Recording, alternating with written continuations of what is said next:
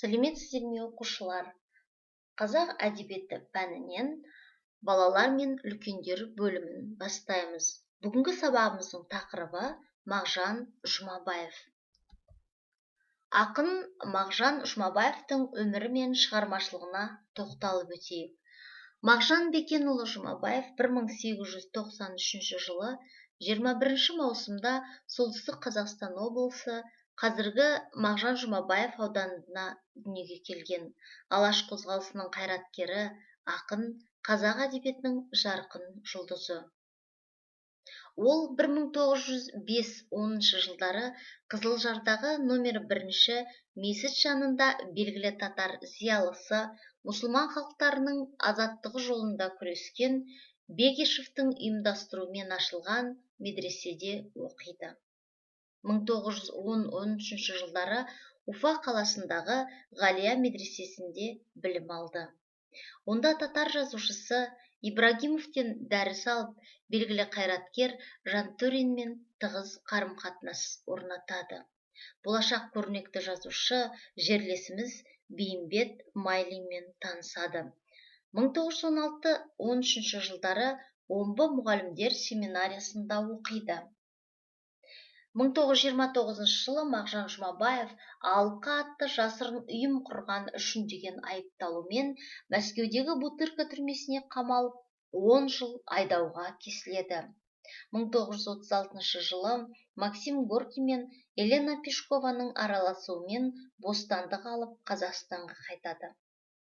Петропавл қаласында мектепте орыс тілі мен әдебиетінен сабақ беретін мұғалім болып жұмыс істейді. Көп ұзамай қалалық оқу ісінің меңгерушісі оны саяси себептерге байланысты деген айыппен мұғалімдік қызметтен босатады. 1937 жылы наурызда Мағжан Жұмабаев Алматыға келеді. Аударма ісімен айналысады. 38 жылы қайтадан қамауға алынып, 19 наурызда ату жазасына кесіледі. Мағжанның шығармашылығына тоқталайық. Ақын тұңғыш өлеңінен бастап әлеуметтік тақырыпқа ден қойып, ағартушылық, ұлт-азаттық, демократияшыл бағыт ұстанды. Абай поэзиясының өшпес маңызын бірден танып, оны хакім деп атады. Ұлы ақынның мың жыл жұтса дәмі кетпес сөзін жаңа жағдайға ілгері дамытты. Мағжан Жұмабайұлы ел ішіндегі әлеуметтік мәселелерді көтерді. Шын сорлы, халқын өнер-білімге шақырды.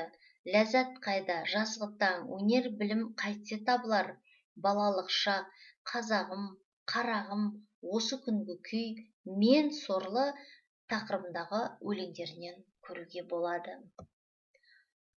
Мағжанның поэмалары. Мағжан қазақ поэзиясының баяндау стилін, шешендік мәнерін өзгерту қажет екенін алғаш айтқандардың бірі болды. Қазақ поэмасын суреткерлік арнаға бұрды. Мағжан Жұмабаев поэмаларына лирикалық тереңдік пен эпикалық кең құлаштылық бірдей тән. Жеке адам мен ұлт тағдырын драмалық сюжетте үйлестіріп, көркемдік зор қуатпен жырлай білді. Оның Батыр-баян, Оқжетпестің қиясында, Қойлыбайдың қобызы, Өтірік ертегі, шын ертегі атты поэмаларын көруге болады. Ақын шығармашылығының үлкен бір арнасы халыққа білім беру, педагогика саласы. Мектеп оқушыларына, мұғалімдерге арнап педагогика, бастауыш мектепте ана тілін оқыту жөнінде еңбектері жарияланды.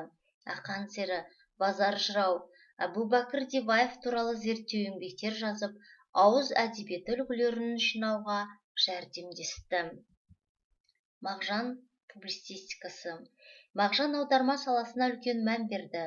Гете, Гейне, Әбу-Фирас, Кольцов, Лермонтов, Фет, Дмитриев, Мятлов блог өлеңдерін, Максим Горький, Иванов, Мамин, Сибиряк сияқты жазушылардың әңгімелерін қазақ тіліне аударды.